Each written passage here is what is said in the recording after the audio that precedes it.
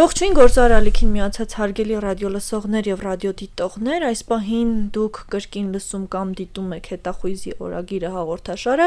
առաջին խոսափողի մոտ հաղորդման հեղինակ ՈՄԱ հիմնադիր Վովա Վարդանևն է, իսկ երկրորդի մոտ ձեզ համար Մոնիկա Մամյանը կաշխատի, բարի օր պարոն Վարդանև։ Բարի օր։ Մենք խոստացել էինք մեզ հետևող մարդկանց, որ նախորդ թեման շարունակելու ենք, որը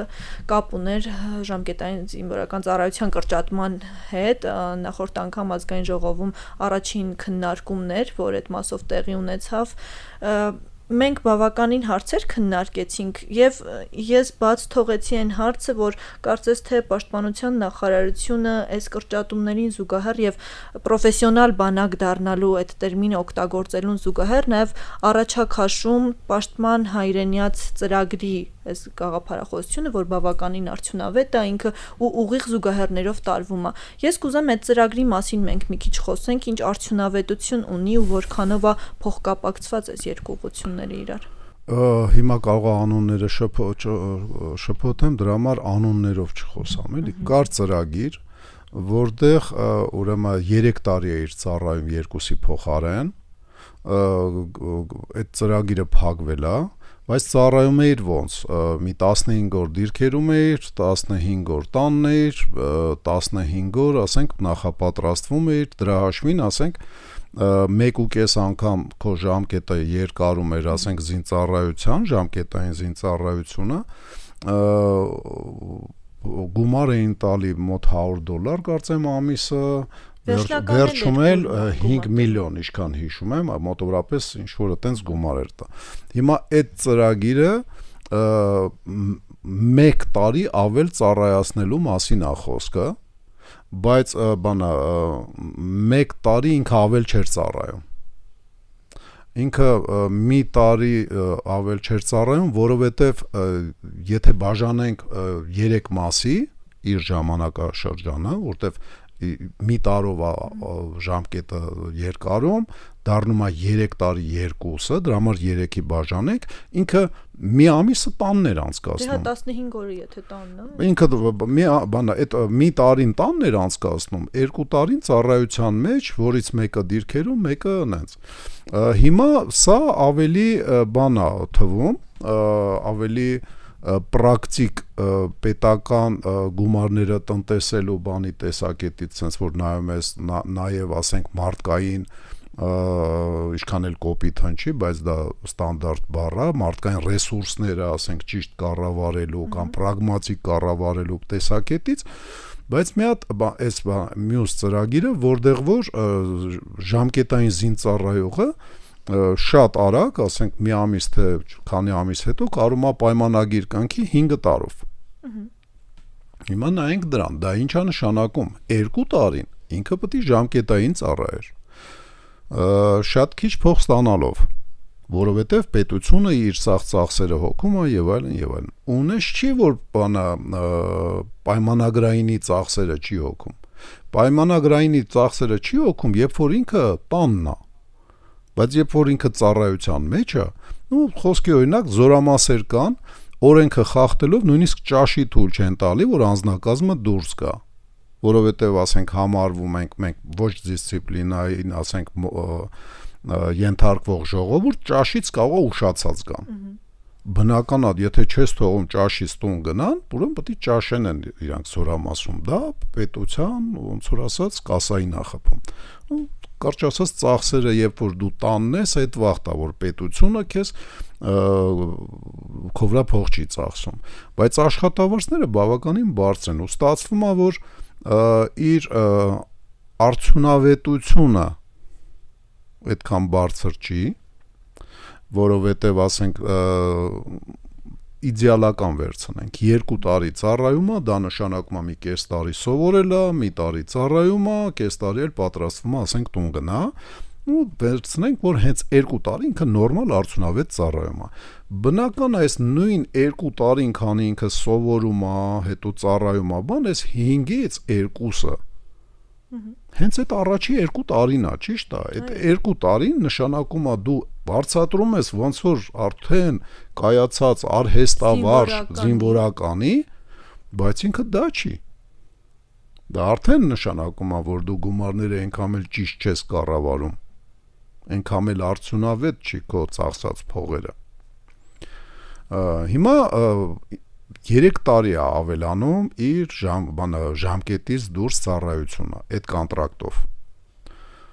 Քանիսը այդ 3 տարուց ավել կծառայեն։ Չգիտենք, որովհետև ծրագիրը այո, չի կարա լինի, որովհետև դեռ 5 տարին ոչ մեկի մոտ չի լրացել։ Կարծեմ 4 տարի է այդ նախագիծը ինչ գործում է։ Դա նշանակում է մենք չգիտենք քանիսը կմնան ծառայության այդ հայտարարած 4000 քանիսից, որը որ ես համարում եմ շատ մեծ սխալ է, որ այդ թվերը հայտարարել են, որովհետև չի կարելի նման թվեր հայտարարել։ Այն ինչ որ ասենք, դիրքերում մարդը նկարվում է ու հետևը չգիտեմ ինչ է երևում, տուֆ է շարած, ասենք 2 մետր բարձրությամբ ու 3 մետրանոց տուֆի ֆոնի վրա նկարվում է դիրքերում, պուլեմյոտով, սենց ռակետը, գրադը ձեռքը, տանկը ոտի տակ, սենց հենված բան, դիրքապահների, ասենք, ստանդարտ նկարների մեջ էլի, դա պատժելի արարք է, որտեղ դիրքը գաղտնիք է։ Իսկ մարդկանց թիվը, որ ռեալ գաղտնիք է, դրա վրա շպիոնները փող են ծախսում, որ այդ մարդկանց թվերը իմանան, մենք դա բացահայտ հայտարարում ենք, որ թուրք շպիոնները նեղություն չկրեն, էլի, ասենք, չգան ստեղ, ժամանակ չծախսեն, փող չծախսեն, բան։ Իմիջիալոց փողը ագին ծախսելու են։ Ճիշտ կլինի մի քիչ այտենց խոսան, քիչ թվեր հրապարակեն, որ գոնե գան մի քիչ փող ծախսեն տուրիստի նման, շպիոնը ավել է ծախսում տուրիստից։ Որ գոնե մի քիչ երգիր փող մատնի։ Դա իհարկե ասենք սարկազմ է, ստիպված եմ մեկ բանանում, որտեվ նման երբ որ ես փորձում եմ սրա մտնել, մեկ մարդիկ լուրջ են տալ, էլի։ Բայց կես կատակ, կես լուրջ։ Հա, դե կուշ կսեմ, կուլա լսի։ Հիմա նայեք, մենք չգիտենք քանիսն են մնալու ծառայության։ Ու հենվել դրա վրա, որ այդ ծրագրով արդեն 4000 հոգի մարդ ունենք։ Դա ինչի մասին է խոսում, ոչ մի բանի։ Հիմա 4 տարվա մեջ 4000 հոգի։ Դա նշանակում է տարին 1000 մարդ է այդ ծրագրի մեջ, միջինացված եմ ասում, ներգրավված։ Իսկ մեր զինծառայողները, եթե վերցնենք, ասենք, տարեկան 20000 դպրոցի շրջանավարտների մասին եմ խոսում, պետական ոչ մի ռազմական գաղտնիքներից չեմ խոսում, 10000-ը տղա են, էլի պետական հայտարարած ստատիստիկայով մոտորապես 20%-ը առողջական խնդիրներ եւ այլն, նշանակում է տարեկան 8000 հոգի առողջ տղա է, ենթադրվում է, որ կեթա ծառայության։ 8000-ը բաժանում ես 4-ը մասի։ Ինչու՞։ Գարուն աշուն, սենց, այո, այդ տրամաբանությամբ։ Ну լավ, 2 մասի, որտեղ ձմեռ ամառա, չէ, մեր մոտ պրիզը, 2 մասի է բաժանենք։ Ես 8000-ը նշանակում է 4-4000-ով մասնակցում է բանակի ժամկետային զինծառայությանը, որոնցից ուրեմն քանիսը 25%-ը չի ծառայելու սրանից հետո։ 25%-ը 8000-ի անում է 2000, то есть 1000 ամռանը եւ 1000 ձմռանը չի ծառայելու։ Իսկ իրանց փոխարեն 1000 մարդ է գրվել նույն ծրագրի իմիջիալոց հենց իրենցից, այդ ժամկետային զինծառայողներից են գրված այդ ծրագրի մեջ։ Դա նշանակում է մենք այս պահին ունենալու ենք հենց 2000 մարդ կորուստ։ Դպրոցականների թվերն եմ ասում, նորից եմ շեշտում, ես բանակի թվեր չեմ ասում, դպրոցի շրջանավարտ թվեր եմ ասում։ Ուրեմն 2000 հոգով մեր անձնակազմը պակասեց, որը որ Ստոկգոլմի եսիմինչ ուսումնասիրման բանի արդյունքում մեր հայկական զինված ուժերը գնահատվում է, ասենք, ոչ թե զինված, այլ պաշտպանության բանակի ծառայողները 40000 են գնահատվում, նախարարության բանի չհաշված, ուրեմն մոտ 50-ով չի դառնում։ Հայաստանի թվեր չի, դա կարակ բացեք ժուրնալներում, բաներում գրած է Ստոկգոլմի եսիմինչ ուսումնասիրման կենտրոն ու տենց ուսումնասիրման տարբեր կենտրոններ կան, հայկական զինված ուժերը գնահատում են 40-ից 64000 մինչև մարտ։ Փաստորեն 2000-ը 40-ից նշանակում է 5%-ով մեր անձնակազմը պակասեց։ 5%-ով այս տարի։ Մյուս տարի այս 5%-ը արդեն 10% է դառնում, որովհետև այն մյուսի 20%-ն էլ չի գալի։ То есть 2 տարվա մենք 10%-ով կոբան արեցինք, մեր անձնակազմը փոքրացրինք, չավելացնելով ոչ մի մարդ, որովհետև այդ 1000 հոգին, ովքեր որ տարեկան գրվել են այդ ծրագրի մեջ, որ ժամկետային ծառայությունը արդեն դառնա բան, կոնտրակտի պայմանագրային, իրանք դեռ ժամկետային ծառայության մեջ են մի մասը։ Հիմա եթե 2000-ով պակասել է ամեն տարի, սրանից հետո լինելու է 2000-ով պակաս, 4000 պակասելու է, մյուս տարի 2000, այն մյուս տարի 2000, իրանց փոխարեն ենթադրենք այս 4000-ից 2-ը արդեն 5 տարին լրացրած են լինելու, բայց 2 չի գալի, էլի ասենք ավելի քիչ թիվ է գալի, 1800 մոտորապես։ Բայց կարող ենք այս ֆոնին, պարոն Վարդանով, մենք որակական փոփոխություն տեսնել գոնե մի քանի տարի։ Որակականի պահով էլ հեսա կասեմ։ Ուրեմն փաստորեն 4000 պակասելու է իրա փոխարեն 2000 հոգի այդ 5 տարվա կոնտրակտնիկ դարձածը 2 տարին իրենց լրացած կոնտրակտնիկ դարձած են լինելու, որոնց կոնտրակտը եւս մի տարի հետո սկսելու է բրցնել եւ մենք չգիտենք քանիսն են մնալու ծառայության մեջ, քանիսը կմնան, քանիսը չեն մնա։ Նույն ձևով ասենք ժամկետային զինծառայությունից դու չես կարող իմանաս, քանի որ մարդը ինքն է որոշում կամավորական սկզբունքներով է պայմանագրային ծառայությունը, ժամկետայինից հետո քանիսը կգրվեն պայմանագրային դու չես իմանում։ Հիմա մենք արդեն 4000 կորուստ ենք ունենալու 2 տարվա մեջ, իր փոխարեն այսօրվա ստատիստիկան հաշվի առնելով վերականգնվելու է մեր մոտ, ոչ թե վերականգնվելու է, այլ տարին 1000 գալու է փակի այդ ծրագրի տարին 1000-ով գրվածները, ում ժամկետային արդեն լրացել է։ Ստացվում է, որ դու կորցրեցիր 4000, վերականգնեցիր 2000։ 2000-ը մեր 5%-ն է, իսկ 5% մարտի դաշտում կորցնելու դեպքում մասնակի մարտունակության կորուստ է տեղի ունենում ստորաբաժանման մեջ եւ ստորաբաժանումը արդեն գրոհելու եւ ակտիվ պաշտպանության գործողություններին ունակ չի։ Հատկապես վերջին տարիներին, երբ որ տեխնոլոգիական բում է ապրում այսպես աշխարհը եւ նաեւ ասում են, որ Հայաստանի Հանրապետությունը հատկապես ռազմական ուղղությանը պիտի ուշադրություն դարձնել այդ իմաստով, այս մարտի դաշտում զինվորների ներկայացվածության մասով կարող ենք ասել, որ գոնե տեխնոլոգիաներին զարգ տալով եւ նորարար լուծումներ գտնելով կարող ենք մենք այս թվականակը լրացնել այդ տարբերակով, թե մենք այդ ուղղությամբ աշխատանք չենք անում։ Չէ, ման իհարկե կարող ենք, բայց մի հատ հասկանանք ոնց։ Դե ոնց։ Նախ առարկա կա, որ պիտի անպայման ավելի լավ աշխատի։ Դա նախնական զինվորական պատրաստությունն է, որպեսզի արդյունավետ լինի այս մարդկանց զինվորական ծառայությունը։ Իրենք պիտի գան բանակ, արդեն բոլոր գիտելիքները, որ պետք է առաջի կես տարում ստանան, արդեն ունենան իրանց գլխի մեջ եւ մարմինը մասամբ արդեն հարմարացված այդ իրանց գլխի մեջ եղած։ Ոչ, գոնե զենք բռնել չէ, գոնե զինվոր լինեն։ Դա ինչ է ենթադրում։ Դա ենթադրում է, որ ֆիզիկականը իրանց թույլ տա, որ իրանք քո ասած զենքը բռնեն։ Զենքը բռնելուց բացի զենքով մանևրելու վարժություններ սովորած լինեն նաև ֆիզկուլտուրայի դասին եւ ՆԶՊ-ի դասին։ Կրակել իմանան խելամիտ ձևով։ Ու երբ որ ես նման բաներ ասում եմ, ինձ տեխնոլոգիաներով, ասենք, մեկ-մեկ փորձում են ասեն, «Էս որ դառնա, հարազատներ»։ Մի հատ նայեք, էլի կարող է ռուս-ուկրաինականը, ասենք, այս պահին կռվում է, ասենք, Կուլիկովյան ճակատամարտում 1380 թվի մեջ է ինքը, թե ինքը ռուս ուկրաինական, то есть Կիևի եւ Մոսկվայի ռուսները իրար հետ որ կռվում են, հիմա 2025 թվի մեջ են կռվում։ Կարող է այնտեղ կադրերը նայելուց մարդիկ թևերը թափտալով են եթում, թե ավտոմատով, բրոննիկով, ուսապարկով բանից փախնում են,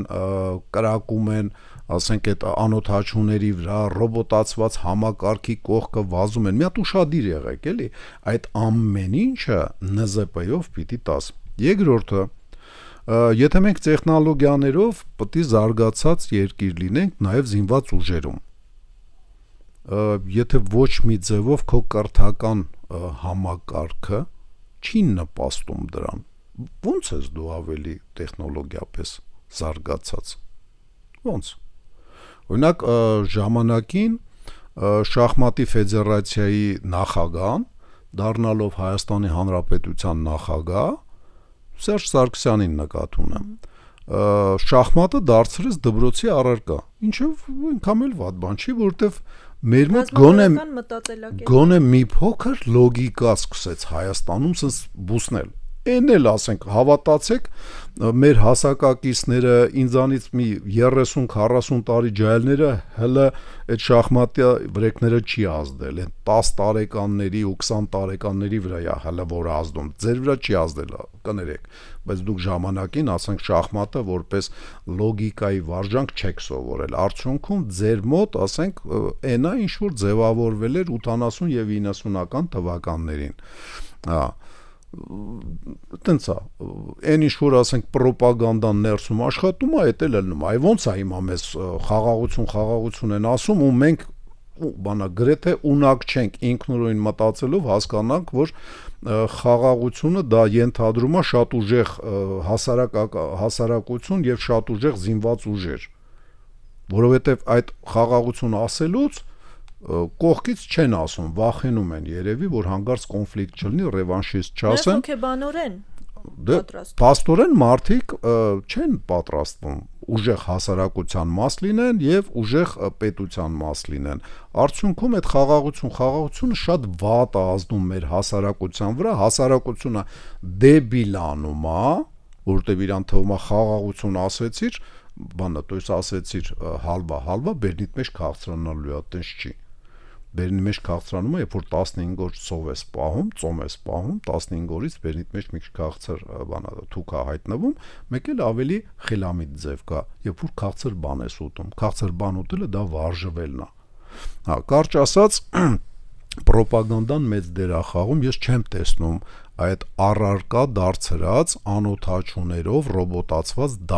դասարաններ, то есть արմատ ԱՏԾՄ-ն ինչ դրեց արմատ լաբորատորիաները լավ է, բայց ընդել կամավորական սկզբունքով անես չի որ պարտադիր երեխեն պիտի էթա բանը անօթաչու եւ ռոբոտ քշել սովորույթը զբուն չկա, կուզի կեթա, չի ուզի չի էթա, մաման թողեց կամ papan թողեց կեթա, չթողեց չի էթա, իսկ ինքը եթե դառնար առարկա դպրոցի, հիմա այսքան չի ծավալվի, բայց էդ էլ մի քանի տարի հետո է լինելու, այ ոնց որ հիմա շախմատը դեռ հələ լոգիկան, այդ տրամաբանությունը դեռ մեր հասարակության մեջ 0 է, որովհետև այդ շախմատի դասերը, ով որ անցել են, հələ նոր, ասենք մի քանի հազար հոգի ընտրող են դառել, ուր մնաց, ասենք հասուն քաղաքացիներ, էլի, նոր շախմատ սովորածները, էդի որպեսի արդյունք տա, էդի եւս մի 10 տարի ապետ շախմատին, էդի նույն ձևով անօթաչուն պետք է սկսես առարկա տալ, որպես դպրոցում պարտադիր, ասենք, առարկա, ու մի 15-20 տարի հետո նոր ինքը արդյունք է տալու։ Ուզում եմ ասեմ, մենք տեխնոլոգիապես ինչքան էլ զարգանանք, ինչ էլ անենք, մենք պիտի հələ որ ոտ գցենք մեծ փողեր ծախսելով թուրքերի հետ, իսկ թուրքը մեծ փողեր կարում է ծախսի, մենք ոչ։ Դրա միակ ձևը հասարակական, ասենք, սկզբունքներով, ես որ ասում եմ ուժեղ հասարակություն, ես դրա հետ եմ, որ հասարակական կազմակերպություններ կան, համապատասխան դրանով զբաղվող, ասենք, արմդրոն, վայրին, անգղ, ու տենց մի քանի հատ կազմակերպություններ կան, որ դրոնները քշել են սովորացնում նաև, ասենք, պատանիներին էլ, որոշ կազմակերպություններ երեխաներին, բայց կամավորական սկզբունքով է, ցավալի է։ Այդ բանը պետությունը պետք է դա առարկա դարձնի։ Կարճ ասած, մենք լուրջ կղկղանքի մեջ ենք ու հետնել մեր վիճակը դժվարացնում ենք։ Թվում է, թե երևի հիմար են այդ նման որոշումներ կայացնողները, բայց հիմարության հարց չի։ Ես համոզված եմ, որ իրանք լուրջ պատճառներ ունեն, որոնք որ մեր հասարակությանը չի ներկայացվում։ Կամ օրինակ գումար են տնտեսում, կամ 20 թվականին մեզ պարտության մատնած թուրք-պակիստանական, ասենք երկու թուրք եւ պակիստանական այդ տրիոյի պարտադրանքն է մեր վզին փաթաթվում, որ մենք զինված ուժերը պետք է կրճատենք։ Ինձ թվում է դրանցից մեկն է, ուրիշ բացատրություն չկա, որովհետեւ չի կարա մարդը այդ տարական մաթեմատիկան չիմանա, էլի։ Չէ, ուրեմն ինչ-որ պատճառներ կան, որ հասարակությանը չեն ներկայացվում։ Սրան զուգահեռ, պարոն Վարդանով, սահմանապահների պատրաստումը եւս կարեւոր է, ասում են, օրինակ Տավուշի մարզում սահմանապահներն են, չէ՞, որ հերթապահում, այլ ոչ թե դիրքերում հատող զենքով կանգնած մարդիկ կան, ովքեր կարող են լարումների դեպքում միանգամից հակահարված տալ։ Այդ սահմանապահ ասվածն էլ հասկանանք, էլի։ Ինչ պարտավորվածություններ ունի, մենք այդ պրակտիկան երբևէ չենք ունեցել, չէ՞։ Հարևան պետությունների հետ ունեցել ենք, բայց թշնամի պետության հետ մենք այդ պրակտիկան չենք ունեցել ենք։ Երբ Թուրքիայի սահմանի վրա կանգնած են, ասենք, բաները։ Թուրքը մեծ թշնամի է, Օսման թուրքը, Անկարայի թուրքը։ Ուղղակի, ասենք, այնտեղ այտենց ակտիվ սահման չի եղել։ Հիմա այսօր սահմանապահներին ուզում են հանձնել նաև մյուս հատվածները, ենթադրում են, որ այս սահմանն էլ ակտիվ չի լինելու։ То есть մենք փորձ ունենք ոչ ակտիվ տարածքներում, հակառակորդ անգամ պետություն ցեղասպանություն արած, 1.5 միլիոն հայ կոտորած, իրան չվերաբերվող բանը Բաքվի թուրքերի հետ մեր կոնֆլիկտի մեջ խառնված, սաղ իր զինված ուժերը, ասենք, մի քանի 100 կիլոմետր առաջ բերած Հայաստանի սահմաններին քիփ կայնացրած ու այդ 30 տարի է իրանք այդ վիճակում են պահում այդ զորքերը, բանը երրորդ բանակը դաշտային ինքը մի քիչ Սիրիայի եւ Իրաքի սահմանին պետք է լիներ, մի քիչ Հայաստանի, բայց Իրանը գրեթե ամբողջությամբ բերել են, ասենք, Հայաստանի դիմաց են կայնացրել, ոչ թե հենց անմիջապես սահման, որ ասում եմ, պետք է էշելն են, էլի, որ 130,000 հոգի ժամանակին 150 էին, բերեին սահմանի վրա կայնացան։ Դա նշանակում է սահմանի վրա զորքերը շատացել են, 20 կիլոմետրի վրա գտնված այն զորքերը, որ կային այնտեղ, իրանք են շատացել 50 կիլոմետրի, 100-ի, 200-ի համապատասխան զորքեր, էլի, ասենք, այն, որը հեռու է խփում եւ որը, ասենք, բանա պիտի մի քիչ հեռու գտնվի, որ հարվածի տակ չընկնի առաջի հակառակորդին, կարճ ասած, այդ սաղ զորքերը ցած բերել Հայաստանի սահմանին են կպցրել։ Ինքը թշնամի, լավ հակառակորդ պետություններից մեկն է։ Ու մենք այդ փորձը ունենք։ Հիմա գանք հասկանանք մենք սահմանապահների կարանք վստահենք այն ֆունկցիաները, որը որ տաք ֆազայի մեջ մտնելու դեպքում ինքը ի վիճակի լինի մեջքի հետևը մեծ բանակ չունենալով ինքնուրույն պահի մի քանի օր հակառակորդի արձակումը միջև մոբիլիզացվի, ասենք, ռեզերվը համալրելով զինված ուժերը եւ զինված ուժերը առաջ քաշվելով հակառակորդին արդեն ոչնչացնել։ Արագ արձագանքման համակարգը ճիշտ է աշխատելու էլի նման իրավիճակում։ Նայեք, սահմանապահ զորքերը գրեթե բոլոր տարածքներում, որտեղ սահմանը պահվում է ոնց որ մեր մոտ պոստերով, ունենում են արագ արձագանքման խմբեր։ Բոլորը։ Այն ով այդ այսպես կոչված գերմանա-ռուսական, ասենք, բանն սահման պահելու ձևն է բան արել։ Կա նաև ֆրանսիական եւ շվեյցարական ձև, որը որ ցենց ընդհանրապես սահմանի վրով մի 2-3 հոգի գնում գալիս են, կարող օրը մի անգամ, օրը 2-5 անգամ, բայց մշտական պոստեր չկան, էլի։ Այս սահման պահողները ունենում են արագ արձագանքման զորքեր։ Ազգային անվտանգությունը ժամանակին ուներ բանա սպեսնաս, որը որ 2009 թվին անհեռատեսորեն կարելի ասել հիմարաբար ոչնչացվեց, ծրվեց այդպես նազա, հիմա վերականգնվել է հենց այն նպատակով երևի որ սահմանապահներին առյակ արձագանքման ասենք օգնություն, օժանդակություն գա, բայց ինքը ոչ ծանր տեխնիկայով զորքեր է, ոչ լուրջ հրետանիով զորքեր է, ոչ ավիացիայով զորքեր է, ինքը ընդհանրապես արագ արձագանքող, ասենք շարժական ձեռքի զենքերով ստորավոր բաժանումներ են, որոնք մի քիչ լավ են վարժված ավելի լավ, քան սահմանապահները։ Այսինքն մի քանի ժամ կկարողանան դիմակայել։ Այսինքն նայած ինչ արված լինի։ Հիմա եթե սահմանապահների վրա մենք դնենք մեր հույսը, դիրքապահներին հետ քաշենք, մենք պետք է ձևավորենք երկրորդ, երրորդ գծեր եւ երկրորդ, երրորդ գծերում ասենք մարդ պահենք, չպահենք, դա ասենք ոնց կստացվի, բայց մոտիկ տեղերում ունենանք զորամասեր, որոնք արագ համալրում են այդ երկրորդ, երրորդ դիրքերը, մենք հենց գլխանց ենթադրելու ենք առաջնագիծը հանձնել հակառակորդին, որովհետև ոչ միտեղ միջազգային պրակտիկայում այդպես բան չկա, երբ որ հարձակվում են, ուզում եք 41 թվից խոսանք, ուզում եք ռուս-ուկրաինականից խոսանք, որտեղ ուկրաինացի սահմանապահը կարացավ պահի ռուսական զորքին, որտեղ կարացավ սահմանապահը պահի ուկրաինական զորքին ռուսական սահմանապահ, ասենք Կուրսկում վստահություն ունեն, որ կարծես թե որ ճշտամի պետությունը պայմանագրերը երբեք չի խախտում։ Մենք ունենք հարևան երկիր, որը որ կարող է չխախտի, բայց ինքը ավտորիտար երկիր է ու ասենք Իլհամ Ալիևը իր սիմպաթիչնի իմ համար շատ հաճելի ասենք Մեհրիբան Ալիևա տիկնոջ հետ միասին իշխանությունը հիմա իրանք են պահում իրանց կլաններով,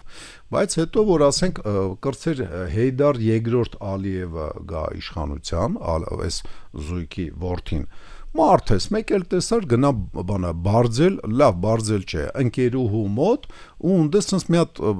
հայրենասիրական թուրքական երգ լսի, ոգևորվի, ասի Բիզիմդիր, ասենք Սյունիք, Երևան եւ այլն։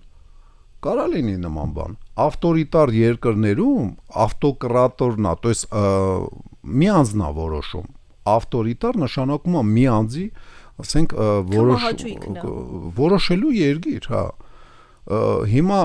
Գեյդար Իլխամովիչը այսօրվա նախագահի որդին եթե բարեհաջող ասենք իշխանա տեղափոխում այդ տեղի ունենա, այլ ասենք երիտասարդ sense կրկոտ մի հատ ընկերուի ունենա, մեկ էլ տեսար։ Ու ինչ ես անելու հայ ջան։ Հույսը դնելու ես այն սահմանապահների վրա, որոնք որ ինքնասպանների նման, ասենք, առաջնագիծ նույնիսկ չեն ձևավորում, այլ պրոստո sense գտնվում են թուրք